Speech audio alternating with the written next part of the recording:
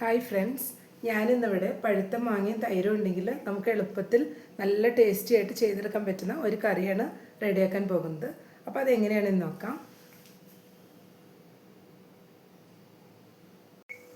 കറി റെഡിയാക്കാനായിട്ട് ഞാനിപ്പോൾ ഒരു ചട്ടി വെച്ച് കൊടുത്തിട്ടുണ്ട്. അതിൽ കുറച്ച് ഓയിൽ ഒഴിച്ച് കൊടുത്തിട്ടുണ്ട്. ഇതിലേക്ക് നമുക്ക് ആദ്യം 1 ടീസ്പൂൺ കടുക് ഇട്ട് കൊടുക്കാം. ഇനി ഒരു 1/2 ടീസ്പൂൺ ഉലുവ കൂടെ ഈ സമയം ഇട്ട് കൊടുക്കാം.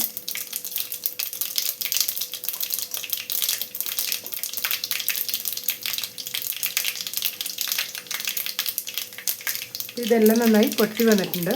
ഈ സമയം നമുക്കിതിലേക്ക് ഒരു 3 പച്ചമുളക് ചെറുതാക്കി കട്ട് ചെയ്തതും ചേർത്ത് കൊടുക്കാം.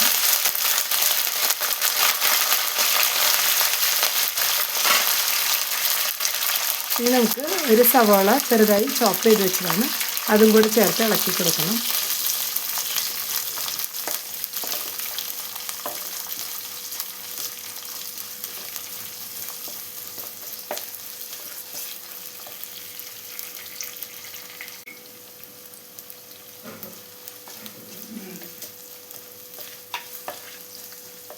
ഇപ്പോൾ സവാളയെല്ലാം നന്നായി ട്രാൻസ്പാരൻ്റായി വന്നിട്ടുണ്ട്. ഈ സമയം നമുക്കിതിലോട്ട് അല്പം ഉപ്പ് ചേർത്ത് കൊടുക്കാം.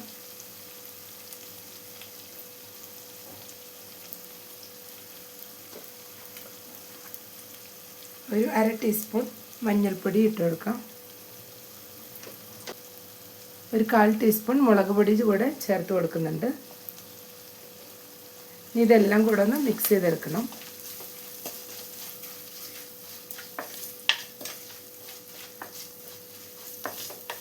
ഇനി നമുക്കിതിലേക്ക് ഞാനൊരു തക്കാളി ഇവിടെ പേസ്റ്റാക്കി വെച്ചിട്ടുണ്ട്. അപ്പോൾ അതും കൂടെ നമുക്ക് ഇതിലോട്ട് ചേർത്ത് കൊടുക്കാം.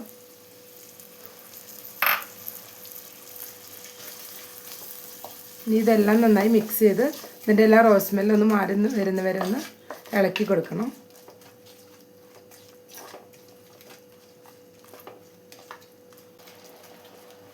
ഇനി നമുക്ക് തക്കാളിയെല്ലാം ഒന്ന് പച്ചമണം ഒന്ന് മാറി വരുന്നവരെ നമുക്കൊന്ന് വെയിറ്റ് ചെയ്യണം.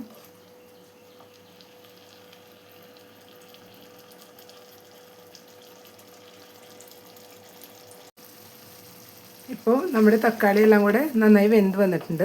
ഈ സമയം നമുക്ക് എടുത്തു വെച്ച് മാങ്ങ ഇട്ട് കൊടുക്കാം. ഞാനിവിടെ പഴുത്ത മാങ്ങ ഒരു 2 പഴുത്ത മാങ്ങയാണ് എടുത്തിട്ടുള്ളത്. അത് നീളത്തിൽ കട്ട് ചെയ്ത് വെച്ചതാണ്. അത് ചേർത്ത് കൊടുക്കണം.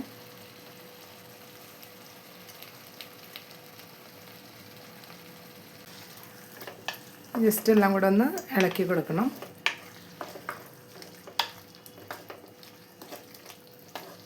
ഇതിലേക്ക് നമുക്ക് ഇനി ഒരു കപ്പ് വെള്ളം കൂടെ ഒഴിച്ചു കൊടുക്കാം. എന്നിട്ട് ഇതെല്ലാം കൂടെ ഒന്ന് മൂടി വെച്ച് വേവിച്ചെടുക്കണം.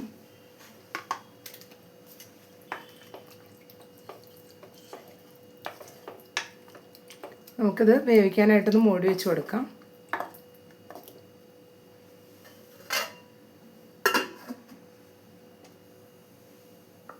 ഇപ്പോൾ ഒരു 5 മിനിറ്റ് ആയിട്ടുണ്ട്. ഇനി നമുക്ക് മൂടി ഒന്ന് മാറ്റി നോക്കാം.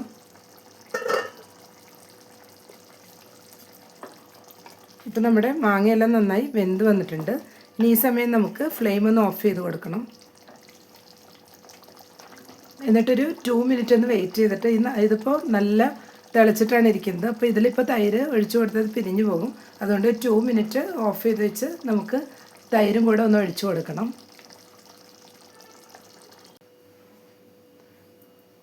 ഇപ്പോൾ ഒരു 2 മിനിറ്റ് ആയിട്ടുണ്ട്. ഇനി ഈ സമയം നമുക്ക് ഇതിലോട്ട് തൈര് ഒഴിച്ചു കൊടുക്കാം. ഞാൻ മിക്സിയിലൊന്ന് അരച്ച് വെച്ച 1 കപ്പ് തൈരാണ് ഒഴിച്ചു കൊടുക്കുന്നത്.